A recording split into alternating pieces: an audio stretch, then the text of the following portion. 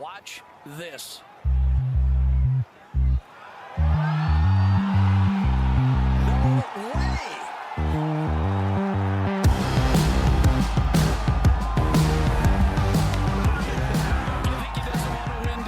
Hello and welcome back to another episode of the Cookie Jar Golf Podcast. I am Tom Mills and today I'm joined by Sam Williams. Thomas, pleasure to be here.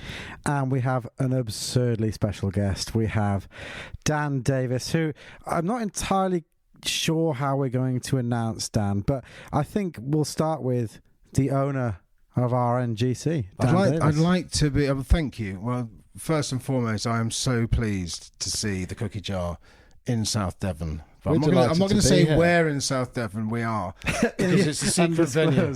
It's an undisclosed location, but I am so pleased to see you here. I would like to be called course architect, I think. Course architect and writer. Proprietary owner as well. Well, no, I'm not the owner. No, I rent this property, and the people that I rent it off have no idea that I've done what I've done in the orchard. You significantly bolstered that orchard, which we're going to come on to. I think I've improved it. Yeah. I think you've added probably a good $100,000 to the property price. It came with an orchard, now it's being sold with a golf course, so I think you're doing quite well. Not just any golf course. Well, yeah, a course that's looking to host the US Open of extreme short golf. It's there. For those people in our podcast, well, I don't know why they would exist, but for those people that don't know what RNGC is, in a nutshell, Dan, what is RNGC? RNGC is a pasture golf course built in an orchard of about an acre inland, subtle undulations, all sorts of soil types. And we've got 10 greens on there. I moved in here 11 months ago, and my wife said to me when she took me to the gate of the orchard, she said, "And this is your golf course." And at that point, I signed on the dotted line, and 11 months later, I've just been designing a golf course in the orchard. And the high-level summary is what, 510 yards is total course yardage? Yeah, 9 holes, 510 yards. Course record at the moment is 39, although... Wow. Yeah, we were... 12 over par. Yeah, well, there's no par. I mean, par is slightly vulgar. It's a match play course. It's a match play course. Par is vulgar. Par is vulgar. I mean, the whole concept of par is slightly vulgar, and it's not one that we adhere to at RNGC. Yeah, I can subscribe to that. Just get There's it round. no par on the scorecard. Get it so round. You and a Hoopy Match Club really are... Well, is there a reciprocal in the offering? Well, they wanted a reciprocal, but I just wasn't sure, really. Again, vulgarity, perhaps. Yeah. Becomes a bit showy, logos, all that sort of stuff. Yeah, we're quite low-key. We don't really make a lot of noise about ourselves other than maybe putting a sticker on a wheelie bin saying that this is where the golf course is. Come down here and come and play. So before we get too deep on RNGC, how would you do... Because you've been around the industry, jokes aside, for many years, haven't you? I have. My first How would you describe yourself? Journalist, writer? Like, I've got a load of stuff I want to talk about before we even get to RNGC. I think I describe myself as a writer. And my first job in journalism was on Golf Illustrated Weekly in 1989. And my first major was 1990 at St Andrews. Wow. When Faldo won it. Yeah. I reported on that. And then went to university after that and then carried on writing about golf. I mean, I had an amazing group of people around me who gave me a chance when I was 19 years old to write on a golf magazine, and then just written about it ever since. So, what hooked you on it? What hooked you on? Like, you golf through and through by that sort of 18, 19-year-old self? I think I always wanted to be a sportsman. You know, I always wanted to, I had dreams of being a footballer or a golfer, but I was never good enough. You know. Yeah. I haven't got the mind for being a golfer. I haven't got the mind for too much mental frailty. It's just not even, just frailty everywhere. It's just shredded. The whole thing is shredded. Completely it's not even bamboozled. There. Yeah. So I realised quite early on I wasn't going to make it as a golfer, and I had no pace as a footballer or rugby player. So what's the next best thing? Writing about sport, and I was able to do that. I wrote about golf, wrote about football. But always wrote about golf, for the last 30 years, I suppose. Just written about golf. Almost a dying art as well, isn't it, in some respects? Like, I don't know, it is increasingly artisanal in some respects, because there's just less written about golf, I suppose. You go back to the years of Darwin and stuff where the Times would hand over pages to golf writers. I know, but match reports. The thing is, though, Sam, like what you boys are doing and what other people are doing, you've changed it. You know, it's not about just reading it in the newspaper. It's not about reading it in golf magazines. It's about like listening to it or interacting with it on social. And like you boys are doing it, and loads of other people. And you do as well, writing journal pieces for Sounder Golf. And yeah, like you know, I'm involved with Sounder, and I work for Clipped. You know, I'm like, head of content community at Clipped. A lot more to come on that in due course. That's going to be be exciting. We're going to talk about that in due course because it is going to be really big. But yeah, no, I'm involved in lots of things. I love the game. You know, I'm a member at Royal North Devon, which I think is, you know, it's a cradle of English golf. Yeah. It's the oldest golf course in Where England. it started. It's the most unique club in the sense it's the friendliest place you'll ever go. And I suppose all I've done in golf in the last 20 years, other than write about it, is do a load of events, you know, for about 20 years, which are about getting mates together, having fun, doing it in short golf format, I suppose. Yeah. And yeah, it's good. It's, you know, met you boys, met others, and it's a great little community. I think, you know, we talked, I mean, obviously a mutual friend of ours, James Day, you know, one of my favourite podcasts was sat with James talking about his Eclectic 18. He talks about this whole notion of subcultures within the game, and I think that's one of the brilliant things about our sport is that you have these different subcultures, and you always have these, you know, hardened enthusiasts or people that will drive, you know, hours and hours to come and play a 500-yard course in the back garden somewhere and just totally obsess over the game, and I think that's brilliant. You talk there about being a sportsman. Am I right? Whilst you obviously never played at an elite professional level, I do think there are a couple of accolades to your name. well, you know, the definitely the biggest was I entered the British Open of Crazy Golf. They don't like they don't like to call it. What is the British Open of Crazy It was Golf? at Clambers. They don't like to call it the Crazy Golf fraternity. One would be furious about me calling them the Crazy Golf fraternity. They call themselves the Mini Golf fraternity, Okay. and they come from nations like Norway and Luxembourg and Sweden and Belgium. Big in Belgium. Are we thinking like Happy Gilmore windmill stuff, or No, this is like there's a bit of that going on. There's Yeah. ramps and things like that. But like they turn up and they're in team tracksuits and they come in sort of like minibuses and they turn up with these sort of metal flight cases. And I was saying, I went there, I was doing this piece for Today's Golfer. This is about, 20 years ago. And they're all turning up with flight cases full of sort of balls that are heated to certain levels. What? So that they get rebounds at a certain speed.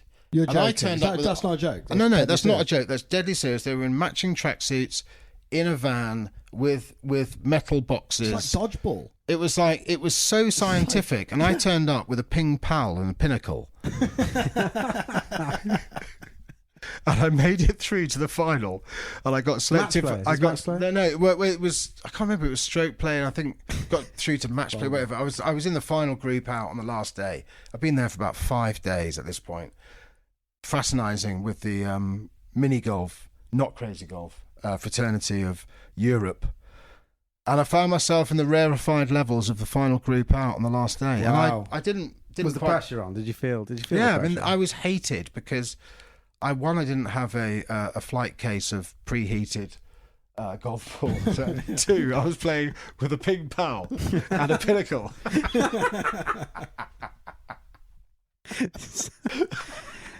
It's you- remarkable. it was- It's remarkable that stuff exists. and as you well. came out victorious. No, I didn't come out victorious. I came third, but I was ranked 5 in Great Britain for about a year and a half on the basis of that one appearance. And It was like me dipping into live. What attracted you to mini golf? Well, Well, just how like- did it come about that you even entered into this journalism, thing? right? Well, at that point, I just thought I was just going to try and win some majors. Like I played in the Arctic Golf Championship and This is finished something else we need to talk about. in the top 10. What is the Arctic Golf Championship? It was sponsored by Drum Buey. This was in about 2004, and it was it was inside the Arctic Circle. I think it was in Greenland in a place called Umanak, and there were proper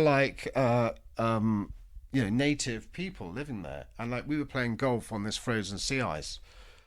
Anyway, there was a few Challenge Tour players and a few sort of numpties from America and like whatever. And anyway, I managed to force myself into the top 10. I thought that was good. I didn't get any ranking points for it. And then I just thought, well, I'm going to go for this. So I did British Open of Crazy Golf. I played the Mini golf. I have to correct you. Sorry. This is Sorry, just for our, let's not use just for the our C crazy word. golf Let's opportunity. just not use the C word. And then I played in the World Sand Golf Championship with Charles Schwartzel, Did you? who actually won World it. Sand golf. Yeah, World Sand Golf Championship. In Okay, Abu Dhabi. you have to explain that one as well. I mean, it says what it says in the tin, but Yeah, it's just it's a sand golf course. no grass whatsoever. No grass, no. Compact stuff, like Schwartzel, beach sort of I stuff. played with Schwartzel and he won it. He was Incredible. Yeah, he well, was funny good. enough, yesterday we were at Live Golf. We followed him 6-7 holes. By the way, one of the suavest gents I've seen on the course. Very Was he a nice elegant. Nice turn-ups. Really? Nice torp turn-ups. Was he a nice guy in real life? He was all right. Actually, he was a nice fellow. Yeah, he was fine. We had a fun day on the sand, and Charles, I remember, holed one from the back of the 18th green, I think, to take the title. So I sort of claimed, Back of the 18th yellow, I really, claimed a isn't it? few ranking points off that. Yeah. So I've got a top 10 in the Arctic Golf. I've got like top 5 in British Open and Crazy Golf. I'm sort of thinking, there's a Ryder Cup in here somewhere. Gotta I be. just don't know where it's going to Certainly come from. captaincy. I'd want to be Yeah, I'd putting want to for use a you. captain. Yeah. I mean, I think that if you can play all forms of the game, then, Inside 100 yards, the game's there. But then isn't I it? think, speaking of, I mean, we've got so much to talk about, and it's just when do you jump off at certain things. And speaking of Ryder Cup captains, I once heard you tell a phenomenal story about a Ryder Cup captain. So am I right in thinking that you fell out of love with the game a little bit because of the game sub 30 yards? Yeah, I've had a lot of problems with chipitis. I'm not gonna. I'm Dan Davies, and I've got a problem with chipping. Prone to some pyrotechnics around the green. Actually, having What's built in the this place. repertoire? Done? Oh, everything. I've got the traditionally for about 15 years I had the Holy Trinity, which was the knife, the dunch, and sometimes folding the divot. Yeah, over the apple fold over is the a top hard of the one golf to get ball. right. Yeah, Okay. you can lay the sod over it, and then the double hit or even the triple quadruple, But no over J. the Arthurs. shoulder. Oh, I can throw those in as well. But That's a staple of the diet. well, that was the sort of they were like they were guest stars really, the Shanks. Like shooting stars. Yeah, the three in the band were the knife, the dunch, the double hit or treble hit, or just all the way up the shaft until it ends up. And you nearly gave up golf. No, I never really gave up. It just felt like it was a chore for a long time. Something you love so much that you love so much that is so mean to you. It was like trying to park a car on 2 wheels, but the wheels were back left and front right. it's like it's an abusive relationship, and you've got that. It was level so of, abusive for so long, for 15 years. It was like, But it is a relationship issue as well. I genuinely feel like I suffer with the same thing, but it's never technique based. It's not competency. It's purely a relationship basis between you and yeah, that You're the shot, club face. It is Just- like it has to be. just the rising panic when you've got 150-yard walk to the green and you know you've left yourself a chip. Well, you're looking, thinking. I walk up to the green most of the time, thinking, I hope I can lay putter on that. Yeah, And it's just not a positive way of approaching a green. but that's why I love playing at Royal North Devon, because I can can lay putt putter from on it. everywhere. Yeah. I mean, Yeah. I literally putt from like But- rushes. You were at, was it Hoylake when Hoylake. you brought this up with?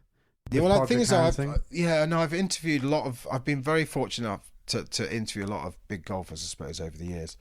But I've always asked them if I've interviewed them in the last 15 years. I've asked them about chipping, and then I've brought it back to my chipping. It's important to bring it back to your Yeah, own to game, try even when you're interviewing the stars. Even It's when like, somebody's paying me to write a piece for their Good anchor magazine, point. just to get some tips. I'd like No, to no, talk no, no. about me. I'm going to interject here. I've been You're a 1/3 big a cookie advocate, jar you. since we started, and I've found the most interesting topics that we've covered is when we're talking about my golf on the podcast, and I think that works brilliantly. Or just well. talking about you in general.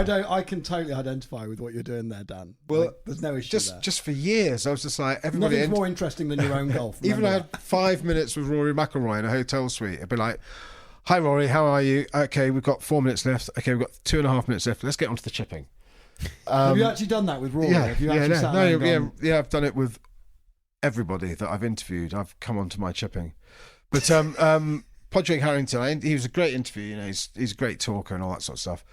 And at the end, I said, like, Podrick, you know, when you hit that shot at Carnoustie when you won the Open against Sergio, and you sort of like screwed up the 18th hole, and then he just nipped that little shot. It was beautiful. Over the burn. About 40 And yards, then wasn't it? I mean, just the hardest shot in golf. The absolute hardest shot in golf. Checked up. And he just went, oh yeah, I was just showing off. It was just like pretending like I was a kid. I was going to send it in really low, get everybody to gasp and all this sort of stuff. And I said to him, Padraig, at that point, I hated you. You know, I just can't believe how you hit that shot. And he said, why? And I said, well, I've had chipitis for about 10 years. And he goes, I can cure you. I said, you can't, because like loads of other people have tried. Because I can cure you. And all that sort of stuff. And then we went outside. I interviewed him for about an hour. He's, you know, great value. And then there's like about 60 people standing around the practice green at Hoylake. And he goes, where's Dan? Where's Dan? Where's Dan? I said, honestly, don't do this. Don't do this. Called you out? Yeah, he called me out off a bare lie, slightly downhill, over a bunker to a green, and then just went straight into the Holy Trinity. Did you? Yeah, knife, dunch, almost folded. The fold again, over, almost which is hard folded, on fescue turf. which is hard. I mean, you have to go deep. You have to go You've sharp. got to really go in knife edge. Yeah. And then the double hit with the wedge that he used to play that shot. And The same wedge. The story the would be same better wedge. if you pured it, to be fair. The story would be better if you'd pured it. I know, but I just felt it was really cruel, and I've never forgiven Padraig Harrington for that. Yeah. And I'm sure he's a really nice man. Did you just shuffle back into the crowd then after that? Or I think I Did he cure you? Because he claimed he could cure you. No, he didn't because cure me obviously at now all. he's- All he did was humiliate me in front of about 100 people. I mean, he called me out and then asked and said, I can cure you. He goes, hands forward, all this sort of stuff. I just said, well, no. But anyway, I think I am last thing you cured need. now. I think I am cured now. yeah. Well, you must be somewhat cured if you can now create probably the world's leading backyard golf course that consists of holes between 40 and 73 yards, and that's just your playground. So you must be somewhat cured that you can just nip it around there. And Yeah, it's definitely helping. It's definitely helping. I mean, I don't know about you, but like when you go past a piece of waste ground on the You look for train holes. or in the car, or you know, if somebody's driving you or whatever, and you sort of like look at a piece of land, you go, I could do something with You always that. dream what it would be like. Yeah. Do you not do that? Just not 100%. every golfer do that. I took my children to Peppa Pig World recently, and you drive through the New Forest, and it's going there, and you see all these pine trees, and you're like, well, I know pine trees growing good. I thought you were going to say acidic you're going sand. to put a par 3 at Peppa Pig World. You could do a par 3. There is a golf course at the back of Pulton's Park, actually. I don't know if it's any good, but you see all these pine trees, and you're like, I know pine grows in good land. And then you see the gorse, and you're like, right, okay, this is good land. And then you open up into like grass that's being kept by sheep, and you're like, oh, this is rolling hills. I could do something here.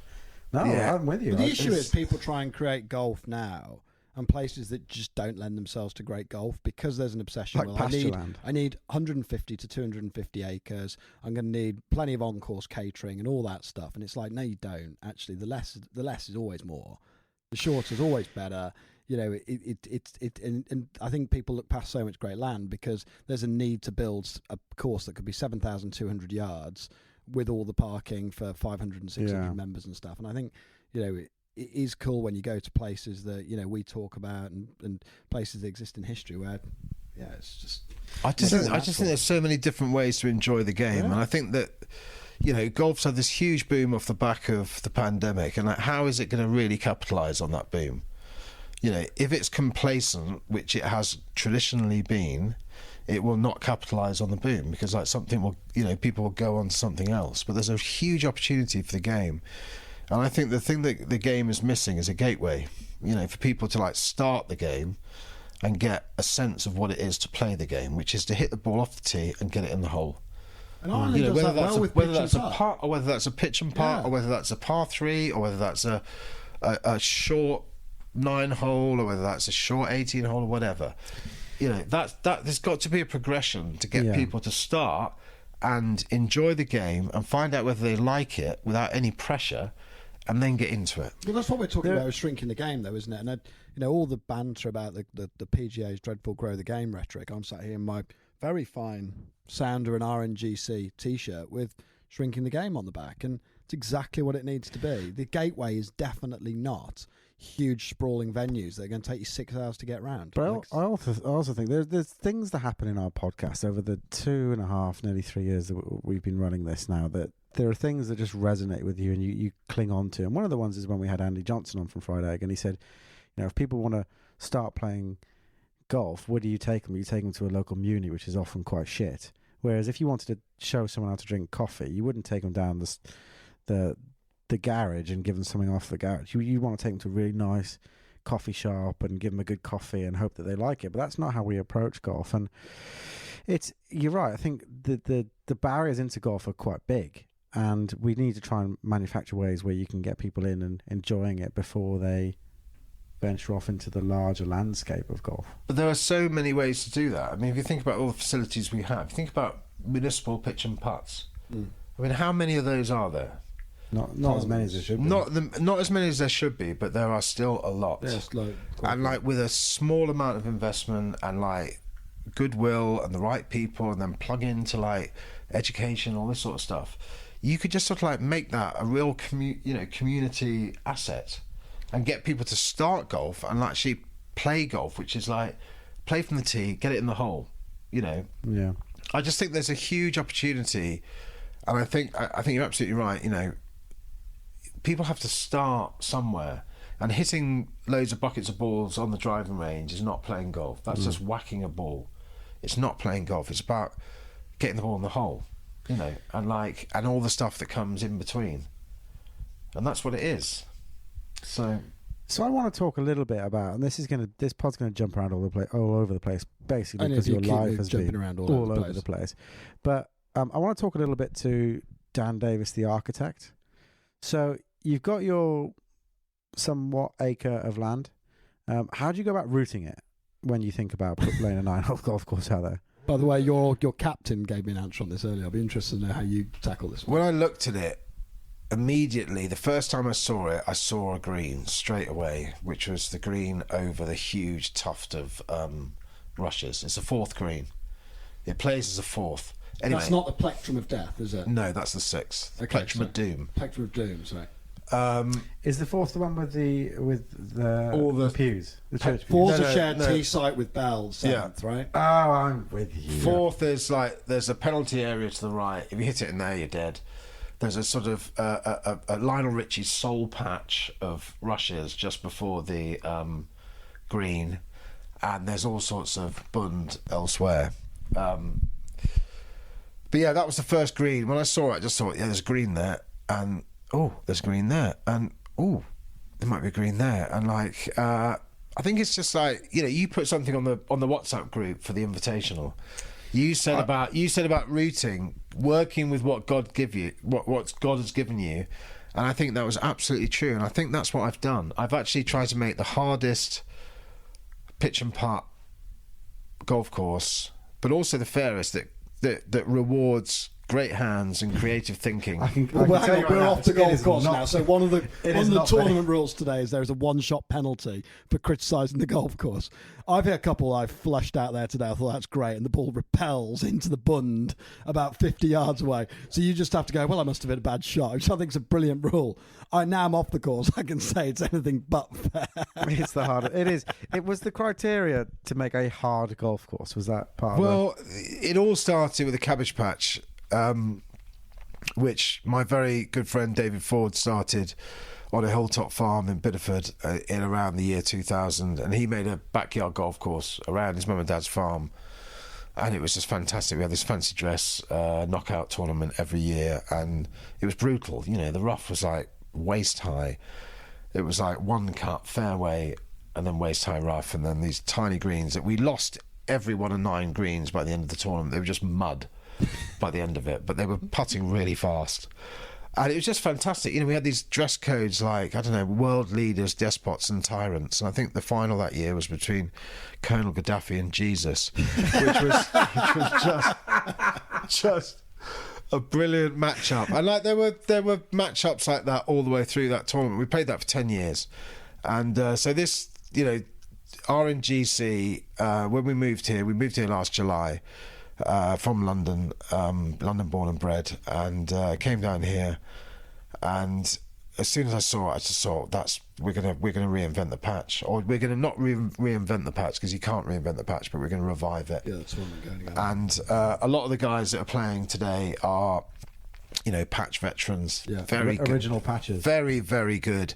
Very crafty golfers. Yeah, between 40 and 75 yards. I mean, absolutely lethal. PGA Yeah, Tour stuff. Well, there's Lethal. been some silly scores out there. There's a 29 that's coming, which is only 2 over par. Yeah, I mean, it's a bit like, there's been a lot of talk about what's going to happen at the Old Course this summer. Is somebody going to come in with a 58? And I feel a bit like that with a pair coming in with a 29. I feel like somebody's taken my trousers down and my pants, and now I'm walking around my own house after they've done a 29. But there's some other holes we've got to talk about just before we drift off RNGC. Well, I've got a lot to talk about RNGC before we go. Because I'll give you a few of my highlights. I mean, 2 with the Oakman style church pew hazarding on the left, playing about 55 yards to a green that's banked 10 degrees left to right without a bounds on the left. It is arguably one of the most penal. And I'd say actually just out and out unfair golf holes I've ever witnessed. It's a masterpiece, but it's terrifying. But yet I think somehow we got it in 5 from 65 yards or 55 yards, whatever. It was literally, that was as good as I think you could ever do there. Like, I just don't see how you can make anything less. Well, I'm going to take away the word masterpiece from that last sentence. The church pew stuff is a masterpiece. Yeah, it was a tribute to Oakmont. Obviously, it's a tough hole. It all banks left to right. The green is severe. It's not designed to take any shot into the green. It's just not. So, if you find that green, then you've done something wrong. Yeah. It's inverse relationship. I think without doubt the toughest stretch of RNGC is, having now played it and been brutalised by it, is 7, 8, 9. I think Bell is 7. Yeah, Bell's a great hole. 7's probably the iconic hole. Yeah, that's the one where you've got to traverse Race Creek. Yeah. RAY. Correct? Yeah, Raymond's Creek. Raymond's Creek, okay. You've got a creek, which Sam actually managed. So we're playing greensums today, and Sam actually managed to knock it to 6 feet. But the only way he did it was to pitch dead square in the middle of the stream, get a quite a clever bounce to 6 feet. You've got ducks nesting in there as well, haven't you? I have got 2 ducks nesting in there. So I would have, Ray's Creek, I wouldn't have dyed it blue, but I was going to clear it all out. But I've got 2 ducks nesting in there, and I'm quite fond of them. Yeah. So, there's a sort of area that's... People have played out of the far bank. You've got to be careful there if there's ducks in there. Yeah, no, it's sustainability. Yeah, no, the whole point about RNGC is it is a wild meadow, basically. Yeah. It's a wild meadow with 10 greens in it, and 9 greens are in play at the moment. But when we get into the match play stages, there is a mystery green for a playoff. Well, I've spotted that, and that's the blue flag. That is the blue flag. I know people are going to ask that question or thinking that whilst we're listening to it. Why are there 10 greens on a 9-hole golf course? We now have a playoff hole. We have a playoff because hole. It's a match play course. I mean, I've only really played it, stroke play format, and as you say, it's not really geared up for that. No, is I it? mean we've the format is everybody plays 2 rounds. Your best round counts. Top 8 teams will go through to the quarterfinals, semi-finals, final, and then in the match play it will come alive. It will come in. It will come alive. It will come into its own. It will play as God intended, which is as a match play course. You basically play to any green and then decide where you're going to next. And I think that's when we're going to see some absolute pyrotechnics out there. But I think we could, some of our audience at the moment could be forgiven for thinking, this isn't a proper golf course, because we're talking about it being a meadow, we're talking about it being 1 acre. But you've had some pretty serious advice come your way. You've had the green staff from Royal North Devon down here, and this has all been taken quite serious. How much of your jokes time aside, you have been put. I know from when we talked at spring meeting, you are putting a huge amount of work into this. I have put a huge amount of work into it. But you know what? Down the lot, everything. But you know what? I absolutely love it. Yeah. I was completely unprepared for how much I could fall in love with a little parcel of land. Yeah. And my wife was very prescient when she said to me, and this is your golf course. And at that point I signed on the dotted line, and it's been wonderful. Even through the winter and the autumn and all that sort of stuff. I've had a tiny little back garden in London for years, and I've just loved doing it. So it has been a lot of work, but it's at its absolute mintiest at the moment. Yeah. It's beautiful. And I'm really pleased with how it's looking. It's like it's firming up. It's burning out. I think it's and you know firm what? and fast. And you know what? I'm so pleased that so many all-stars of British golf playing here. Oh, it's- Never it's- mind. Clegging Never north mind of 120, easy Never to mind go. what's going on elsewhere. I really strongly feel that this is the strongest field in golf this weekend. Well, we're the I luckiest agree. people.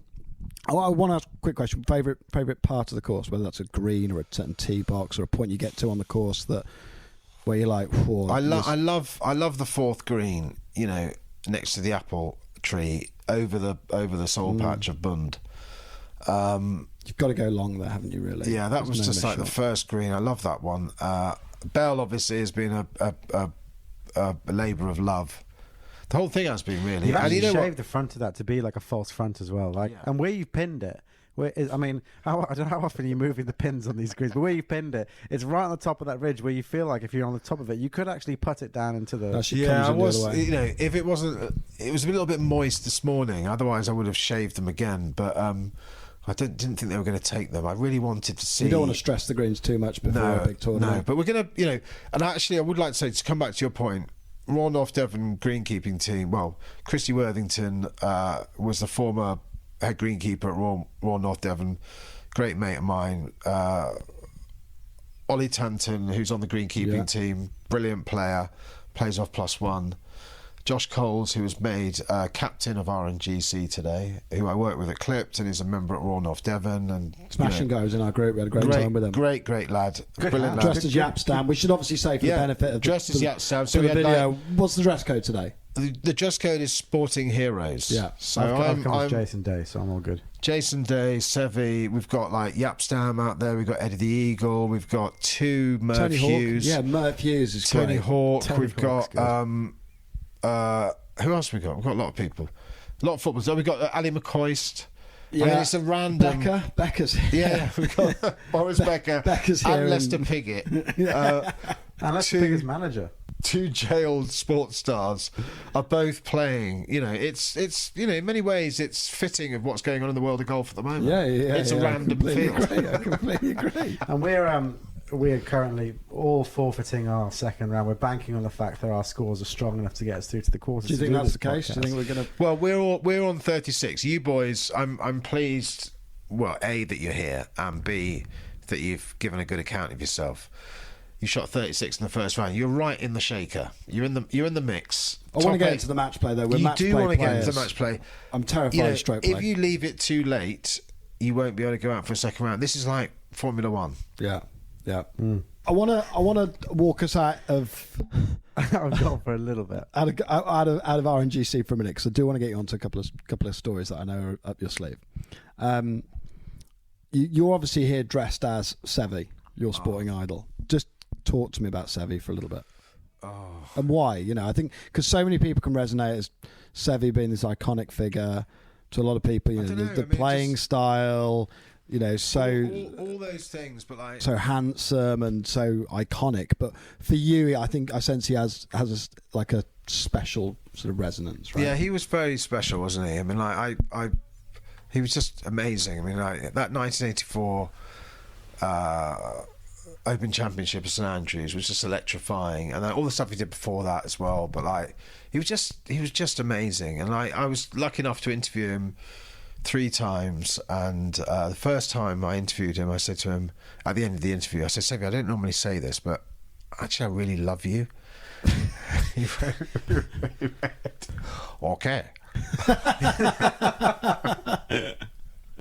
I said, "I really love you, and like, you're my all-time hero, and like, if I ever have a son, I'm going to call him Sevi." And he goes, "Okay."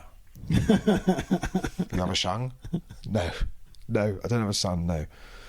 You have a girl? No, I don't have a girlfriend. He goes, "Okay, you'll find a girl, you have a son, and then we talk." And I've got that on tape, and like, I don't know, just like when he was just so magical, wasn't he? And like, he was so brilliant and so charismatic. And when he died, I felt like I'd sort of lost a member of my family. you Really? know? Yeah, I really did. think- He was, I A think I lot of loved him. people seem to feel like that. Yeah, He I works really with David did. Cannon talks a lot about this and his relationship with Sevi. Well, David Cannon, really knew him very well. I didn't know Sevi well at all. I mean, I went to see him in Padrena just before he died because we did this tournament that came out of the Cabbage Patch that was the Mini Masters, where we took over a 9-hole golf course in Chiswick and put a bar on every hole and had like big screens and commentary towers and celebrities. It was amazing. It was really fun, and we raised all this money for Luca, this leukemia charity at Hammersmith Hospital. Anyway, Sevi's Foundation were interested in it, and we went out and spoke to Sevi, and the plan was, Sevi had built his 9-hole pitch and putt course in his garden in Padrena, and the plan was we'd bring all the people from Sevi's career, you know, like whether it be Gary Player, Billy Foster, Paul Way, Manuel Pinheiro, Alathabal, you know, all these people, Paul Azinger, you know, like amazing. Imagine bringing all these people to Sevi's garden to play golf in Sevi's garden as a sort of like tribute, and he was like really sick at the time, but we weren't able to do it because he was and it was totally the right thing to do. He was not well enough at the time, but we went out to Padrena and saw him, and like went up to the house at the top of the hill overlooking the bay, and he opened the door and he was like, "Hey, you look strong." He was like, "Hey, good to see you, good to see you." And like he made out that, I'm sure he didn't know who I was, you know, I'm sure he didn't. And he just made me feel like really special. And he took me into his house, showed me his trophy room, and then we went out and like he had this dog who was like barking, going, Phil, hey Phil. He had this dog called Phil. Apparently, like there was some story about Phil Mickelson sending him a dog or something like that when he was ill. Yeah. And then he walked me around the pitch and putt course he built in his garden, which was absolutely immaculate. And like I was in the middle of like complete chipitis at that point. I said to him, "Sorry, I'd love to come back and play this with you, but I can't chip. I can't hit the ball from 50 yards and then." He goes, "Don't worry, I chip, you putt." Do you know what? Did you play it? How good would that be? I mean, you know, if one thing you could do as a golfer for me would be to have one day where I could play like me from tee to green and like Sevi chips and putts. Yeah. And just like, well, you got a putt, unfortunately. I'll be me from the tee, but just as soon as I, you know, get Sevi. Yeah. And actually, the one thing about working on RNGC is I've been out in the sunshine a lot, and suddenly I've got really suntanned hands. And when I look at them, now when I'm chipping, I'm thinking, oh God, they look a bit like Sevi's. Yeah. And like, I'm starting to chip. No, you're right. A bit of a tan to look down on the hands. Chip. Yeah. Get a tanned hand. Take the glove off. They need Everybody to get a leather. tanned hand, and like look at the tanned hand and just think, ooh, bit of Sevi there. Just looks a bit more sort of flair, doesn't it? I think. Yeah. But Sevi was, you know, he was, you know, I tried to call all my, I didn't find out all my 3 kids whether they're a boy or girl, but like I waged a 8-month-long campaign with each one of them to be called Sevi, and I didn't win. Not even for a middle name, but I did. I really went for it. I really went for it over the whole course of the pregnancy with my 3 kids to call them Sevi. But yeah, no, I love Sevi. He was just like, he was the Don, wasn't he? So magnificent Sevi. Yeah. So I did an Instagram account for a while, but yeah, no, he's. And I think the family have taken over like his Instagram account now and posted some nice images. Yeah, and stuff no, like it's that. great. And the whole legacy seems to be sort of pretty well supported. Yeah, now, it's really great. And his, you know, I don't know his children at all, but you know, they seem like really nice people, and you know, they're sort of hugely respectful of their dad, and I think it's really important. I think it'd be brilliant this summer, July at the Open. Sevi's going to be really remembered, and it will be fantastic because, you know, he won 3 Open Championships. Yeah. You know, and he won it in 1984 in one of the most iconic moments in Open history. That ball had no business going in. Absolutely no business going in. I've just written a piece about Nick DePaul, who caddied for Sevi. Yeah, and like, you know, I think everybody sort of with time thinks it hung on the lip for longer and longer and longer, but like, it was just brilliant, wasn't it? It was just an iconic moment, and it was the moment that Sevi said that it was his greatest moment, you know. Yeah. We spoke to David Cannon about this particular moment, and this was back in the day of film, you know, like photo film. So you've got like X amount of shots in the barrel before you got to change the film, and he's there. And Sevi was facing away from him as that putt went in. And he said, I'm just waiting, and I'm just hanging on to that shutter because I know I've got like 10 shots and I just can't blow them. But obviously Seve suddenly fist pumps and he turns and he fist pumps and he turns and he fist pumps again. And then he's got bang, and that iconic one of Seve's, he turns and just arm in the air. But you watch it back on film and he does give like 3 cracks at it. There, turn. It is one of those moments that is just one of the most iconic moments. I think Jack, at the Masters with the putter in the air. I mean, it's absolutely, Seve had it tattooed on his arm, didn't he, in later life, and it was his sort of logo and everything. It was just absolutely iconic, and it was absolutely electrifying. I remember I was 13 years old watching it and just thinking, I've been, and then we went to the Open next year. A load of us schoolmates got the train down from London and went to watch the Open at St George's in '85 on the second day, and it was absolutely filthy weather, and just went out and found Seve, and he was just in a foul mood. Was that Lyle? Lyle's yeah. Lyle won in '85, and Seve, he was reigning, defending champion. He was all over the place, and it was foul weather. I mean, absolutely foul. But he was just magnetic. I mean, the first golf tournament I ever saw was Seve beating Sandy Lyle in the final of the Suntory match play, which I think was 1981. That was my first tournament, and Lyle was a home favourite, playing at Wentworth, playing against Seve, and 70% of the crowd was Seve. I mean, he had that. Yeah. He, even though he was playing in Britain, he was just everybody loved him. Just magnetic. Yeah. I mean, I didn't know him at all, but it sounds like you know him better than no, most. I mean, I didn't know, not at all. I was fortunate enough to interview him a few times, and I really I really appreciated him. I think he was just an amazing force in golf. And we were lucky to have him, I think, as for European golf, definitely. Yeah, I mean, it was really kind of that watershed moment, wasn't it? Yeah, and I think we haven't had somebody like that since, really. I mean, I think we try and bash personalities out of characters now, whether they're sportsmen or otherwise. We try and knock characters out of people because the danger is characters mean that they say something that may be provocative or controversial, and the way the world's gone is that we try and knock that out. It's almost become discouraged to take an opinion or to be charismatic, and I think that's why you look at professional golf now. It's really homogenous. It's really hard to see strong personalities come through because they've got Audemars Piguet or Rolex or a bank or an airline or whatever they need to support through their sponsors, and they just have to play the middle road, right? Whereas people like Seve could just be Seve, and just be and love him or hate him, Well, Seve had about 37 different sponsorship deals at any one time. Yeah, true. Didn't he? He's playing 50 things. But it's got so commercial. Time zone, he had to change his he was changing his clubs, wasn't he, in Asia and stuff like that. It's mental. But the brilliant thing was that he just turned up and whatever he was playing with, he just he'd be competitive. Yeah, and which is a skill. I did this story about Nick DePaul, which is brilliant, because not the story, but Nick DePaul's story is amazing. This Pennsylvania native, ex-baseball star, caddied for a few American players, and then he got picked up by Seve in '81, and he ended up caddying for Seve in '83 and also '84 when he won. So a Masters and an Open at St Andrews. I mean, of all the caddies that Seve worked with, Nick DePaul was the one who had the sort of absolute. Whereas Billy Foster's obviously the one that people talk about. Billy Foster obviously had an incredible experience with Seve and knew him really well, but Nick DePaul sort of saw him up close, he just said he was just a hard taskmaster. I mean, just really, really hard, really hard. I mean, I think Seve as a caddy would be like a poison chalice. You know you'd be in contention every week, but you're getting it in the neck. All day, every day. All day, every day. Any mistake is yours, not Seve's. As a caddy. There's so many other stories that I think are worth teasing on, but I'm also really mindful of time and today and everything.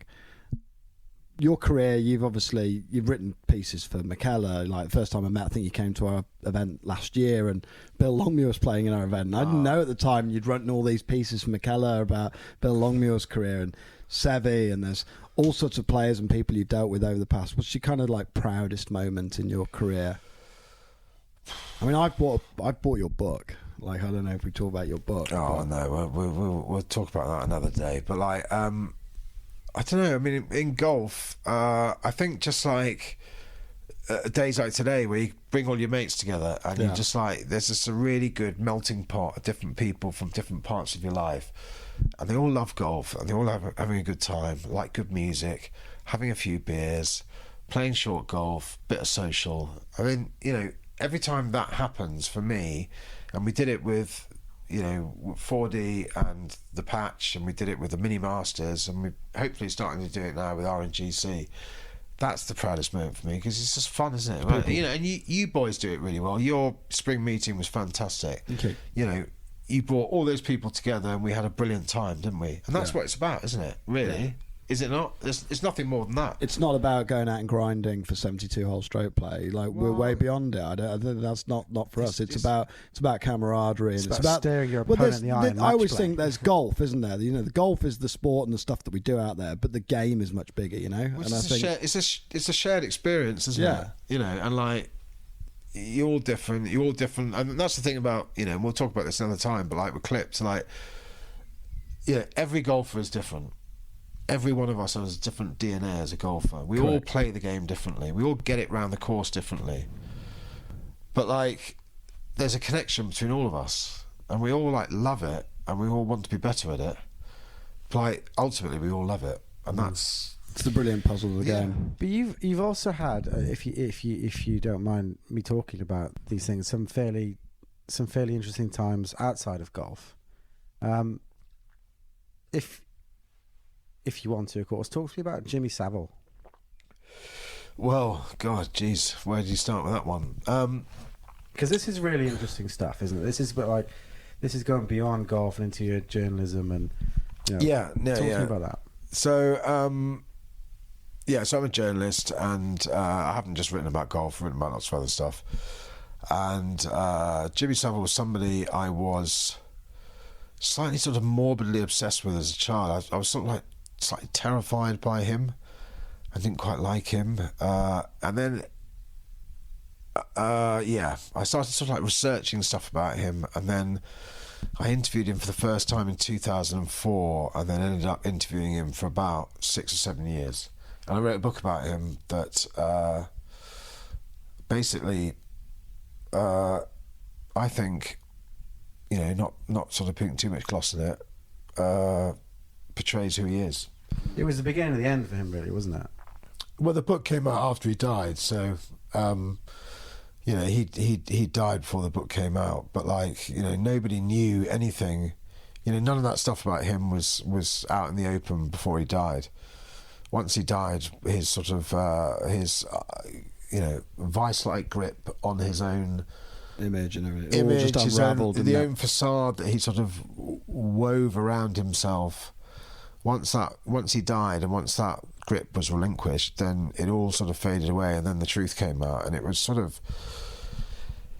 quite an extraordinary experience, I suppose, for somebody who'd interviewed him for 6 or 7 years, and like not like hour-long interviews, but like 2 or 3 day long interviews.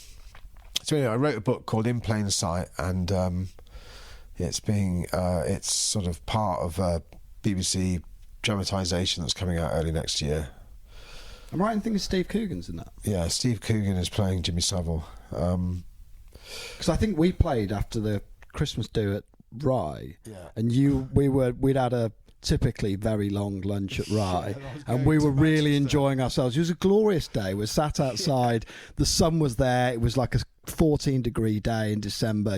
Days don't get any better in British winter than that. Rye with a lunch and great company, and we were all just like, we'll have another drink, and you were like, I think I'm meeting Steve Coogan or something at 6 o'clock in the evening in London, and all of a sudden it was just like time was slipping by rapidly. That was you made it, right? That was very true. We had a brilliant day at Rye, didn't we? It was absolutely golden that day, wasn't it? And then I had to get from Rye to London to Manchester to go on set to watch them. You know, like presumably work a little bit with Coogan on some of the portrayal and stuff like that.